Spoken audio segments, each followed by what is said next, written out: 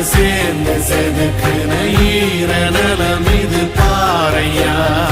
வாழும் வரையிலும் நீயும் விதைக்கிற கடமை இருக்கு.